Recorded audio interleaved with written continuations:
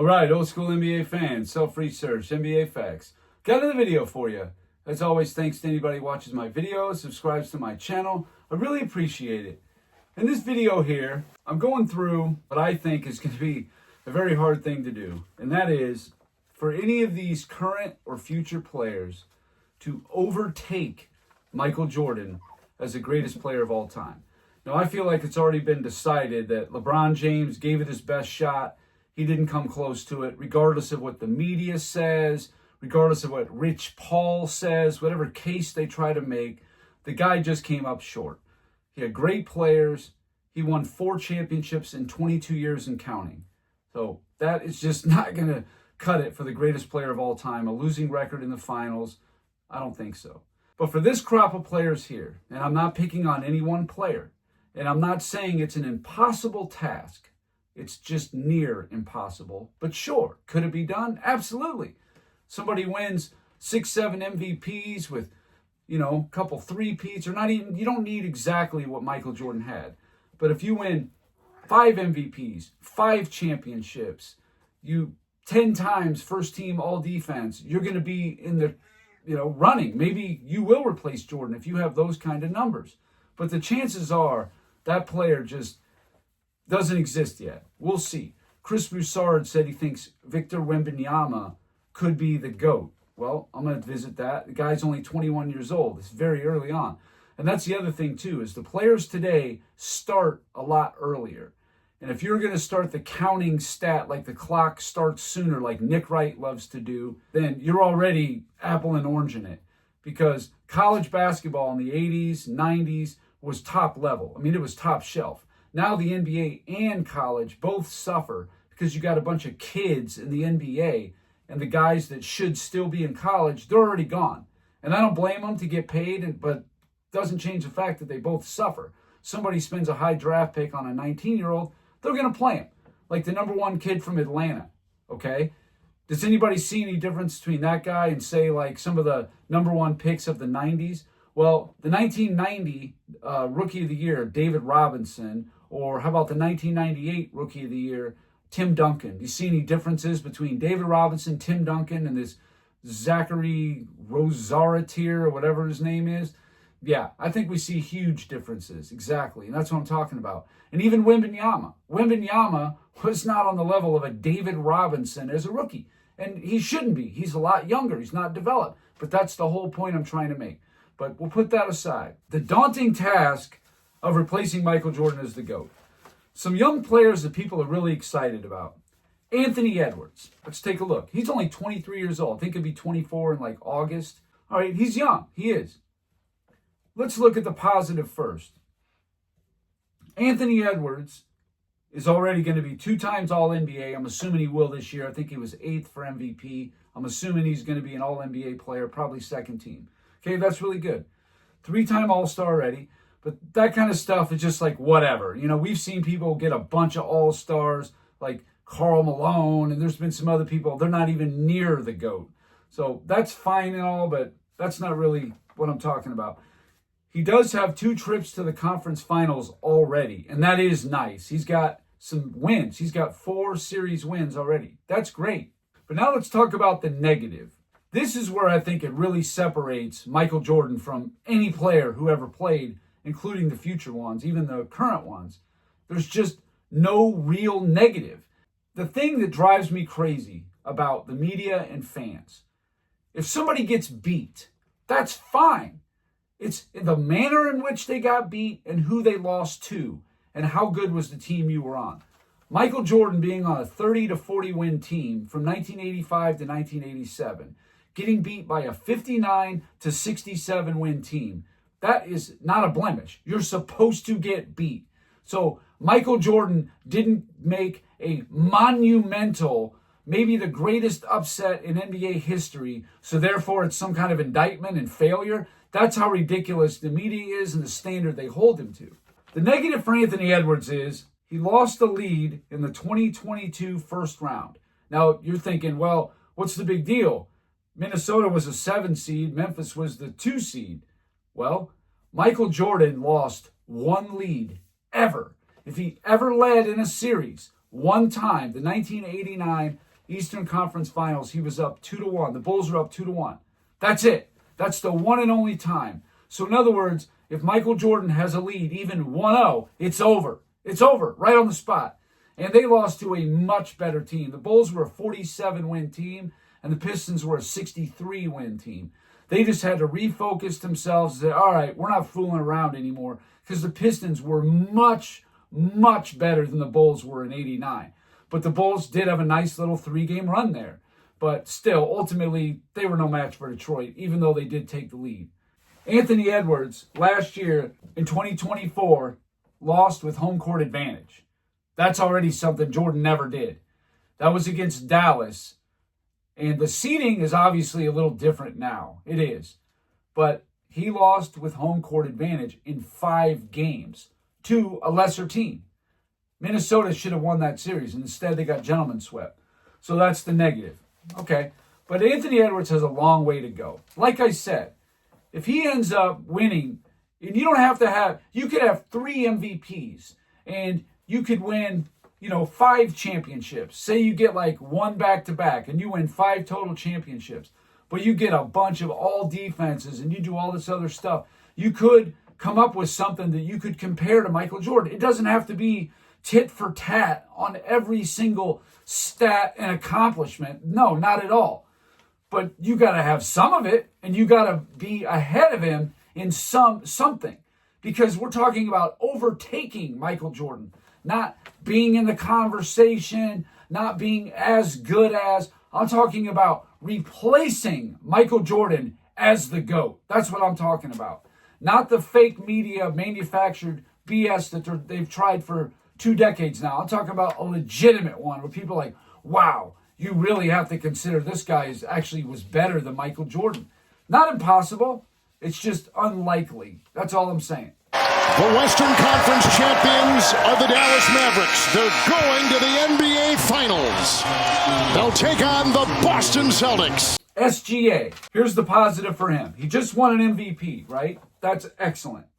He's got a scoring title now. That's great. An MVP and a scoring title. I think only like 15 players have ever done that in the same season together. So that's awesome. Twice now he's been on the Defensive Player of the Year ballot, and he was in the top 7. So maybe he'll get an all-defense this year. That'd be great. A 68-win season. That also is big. And he might win his first title this year and likely would be, the candidate to win Finals MVP. That's a good starting point right there. But you got to look at the negative. SGA missed the playoffs in 2022 and 2023. And 2022, the games that he played in, because he played 56 games, his record was 16-40. That's not very good. In 2023, they missed the playoffs, and he played 68 games. The records of the games he played in was 33-35. Again, that's not very good. 2024, last year, he was the number 1 seed. That's all fine and good. But as the number 1 seed, they got beat. They got upset by Dallas, the same team that beat Anthony Edwards in 6 games. Again, this is a blemish. A number 1 seed, you didn't even make it to the conference finals. That's a blemish. You're going to have to make up for it in other areas. It's going to be tough. Things like missing the playoffs and getting upset. These are just things that didn't happen to Michael Jordan. That's all I'm saying. And yeah, I know. Jordan missed the playoffs when he played for the Wizards. I get it. But not on the Bulls and not in his prime. Didn't happen. Alexander was like 24 years old missing the playoffs. That's not good. And the Dallas Mavericks, for the second time in 3 years, are going to the Western Conference Finals. Luka Doncic, the positive for him. He's got a scoring title. He's got 1 trip to the finals, 5 times first-team All-NBA, and he upset 2 number 1 seeds, 2021 Phoenix and 2024 Oklahoma City. That's excellent. The negative, he missed the playoffs in 2023. That's not good. Lost in the finals. Michael Jordan never lost in the finals. And Michael Jordan always won the finals MVP. He also lost a 2-0 lead in 2021 in the first round. Luka Doncic did, to the LA Clippers. They ultimately lost in 7. He doesn't have any all defenses yet. That's obviously not good. And he was upset this year by Minnesota. Lost with home court advantage. Shocking here. because coming into this series, people heavily favored had the Lakers. The Minnesota Timberwolves have beaten the Lakers 4-1. So that's not good either.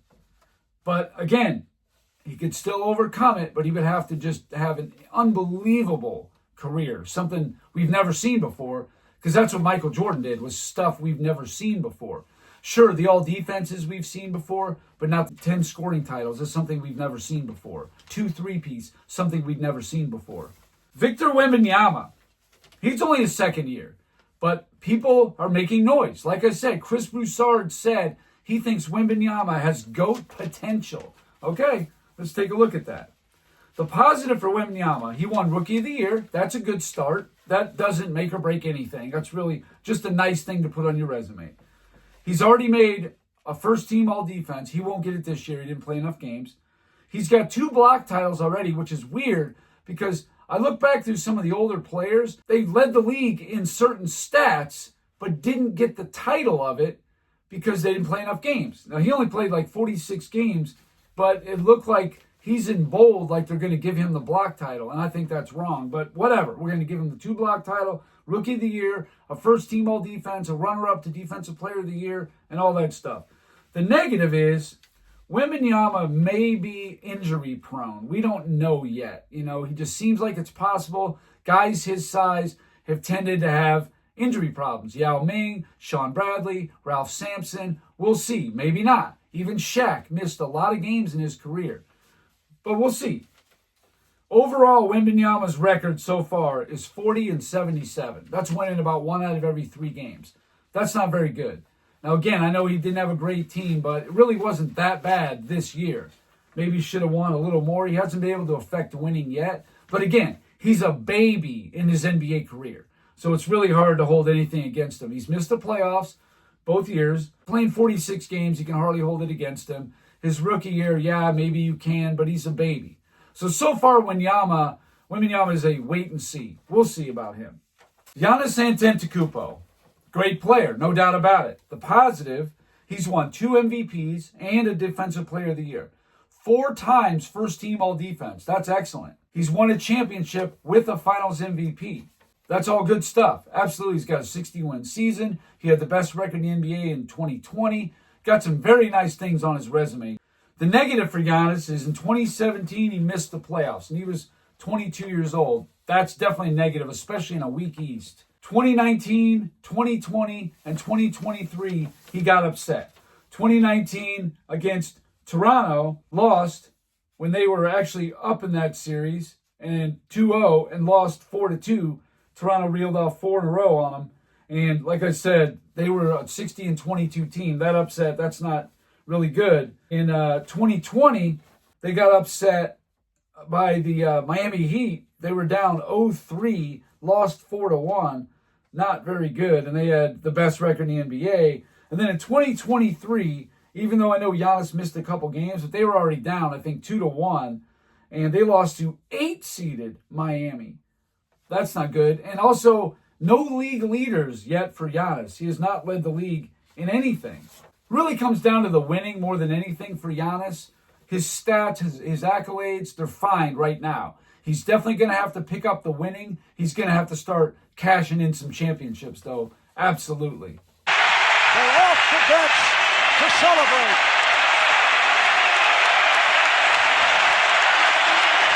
Nikola Jokic.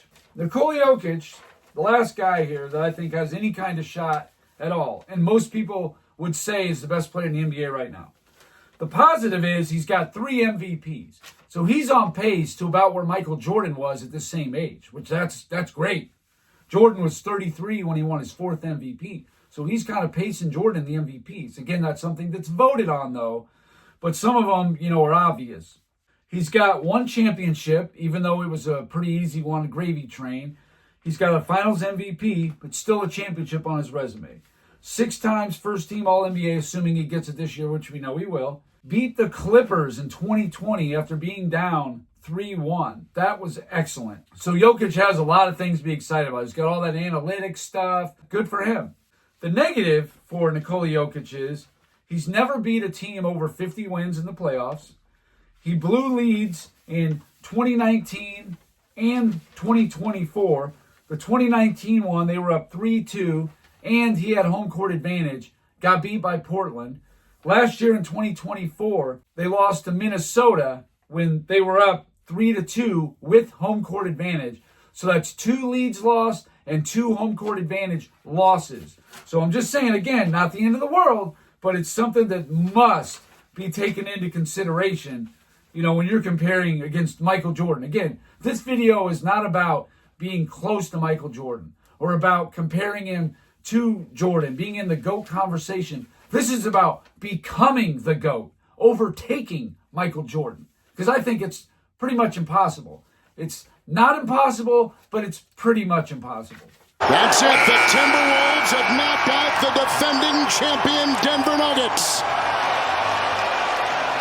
They are advancing to the Western Conference Finals for the first time in 20 years. So when you're dealing with Michael Jordan, here's the resume you have to beat. And you don't have to beat him in any one things, but you're going to have to beat him in some of them. Or you're going to have something different that Jordan maybe didn't do, which I don't know what that would be. But 9-time first-team all-defense, 10 scoring titles, 3 steal titles, 5 MVPs, 6 finals MVPs, 6 championships, including 2 three-peats, which no team in the history of the NBA has ever done. As great as the Celtics were, they won 8 in a row and 2 in a row and 1 in a row in their dynasty. But they never won 2 separate 3 championship winning streaks. And yes, I agree. 8 championships in a row is definitely better than 2 three-peats. But the fact remains, no dynasty has ever won 2 separate 3 championship winning streaks in a row. It's never happened except for the Bulls in the 90s. Michael Jordan has never lost with the home court advantage. He's lost 1 series ever in which he led, won the title every year that he won 56 or more games. If he wins over 55 games, it's a championship. Like Nikola Jokic in 2024, won 57 games, did not win the championship. Again, that's something that you would just compare resume to resume. You'd be like, well, Jordan did this, Jordan did that. That's what I'm saying. That's why it's near impossible to beat Jordan. The stats don't matter because that is just the era you play in. But the accolades and the home court and the leads and all that kind of stuff, that's what you can compare. How they did, how they affected winning is the most important thing above anything else. And also, whenever Michael Jordan had a winning record, he always won at least 1 round in the playoffs. There's only about 5 people in the history of the NBA that can say that. One of them was George Mikan. One of them was Bill Russell. I think Sam Jones was one of them. Dave DeBusschere was one of them. That's it. I mean, that's the list. Pretty crazy, right? That is the daunting task of replacing Michael Jordan as the GOAT. LeBron James is not close. He's blown leads. He's lost with home court advantage. Jordan never did. What's that, 4 times for LeBron now? Jordan has 9 first-team all-defenses, has 13 total statistic league leaders, 3 steal, 10 scoring. I mean, only Will Chamberlain has more. It's crazy. Chris Paul's close. I think he's got like 11. But what do you got? Show me. Give me something. 6 for 6 in championships, 2 three-peats, 6 finals MVPs. Come on, man. Like, this stuff is ridiculous. There's nobody compared to Michael Jordan. Stop it. Bill Russell is definitely right there because of all the winning, which if winning is not your number one thing, then you have no credibility. You are a joke because winning is why they play the games, not to fill up the stat sheet. I mean, only retards, believe in that stuff. That's ridiculous. But right as it stands right now, Michael Jordan is the GOAT, and the GOAT he will remain until somebody does just something phenomenal, astronomical, better than what Michael Jordan did. And good luck with all that.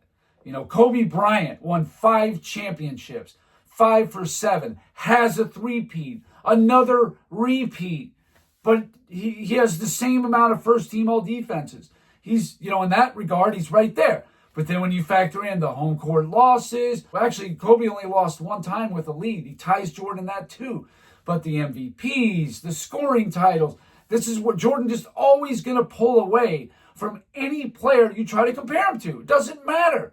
You want to do the longevity thing? Fine. Because these guys start earlier now. To me, I think it's ridiculous. You want to start from when they started playing in the NBA until a certain age? That's fine. I did a video that Kareem and Karl Malone from age 21-22 season, which would be their what would have been LeBron's 4th season, to age 40, what LeBron just completed, Kareem and Karl Malone scored more points than LeBron James did. So there you go. It's not like LeBron is the only person who scored all these points. Yeah, only because he's been playing so long. But under that same time frame, there's guys that have scored more than LeBron. Just most people, when they get to 37, 38, they retire. 39, 40, if they're still playing a decent level, maybe they'll keep playing, whatever. But they retire. They just keep losing and losing. Like Karl Malone kept losing. He was done. LeBron needs to retire. He just keeps losing. I got a video about that tomorrow, about the losing and how that's never talked about by the media. But anyway, that's all I got for this video. Thank you guys for watching. If you liked it, please hit the like button. If you wouldn't mind sharing the video, that would be great. If you haven't subscribed already, please do. I give daily content. And that's it. Until next time.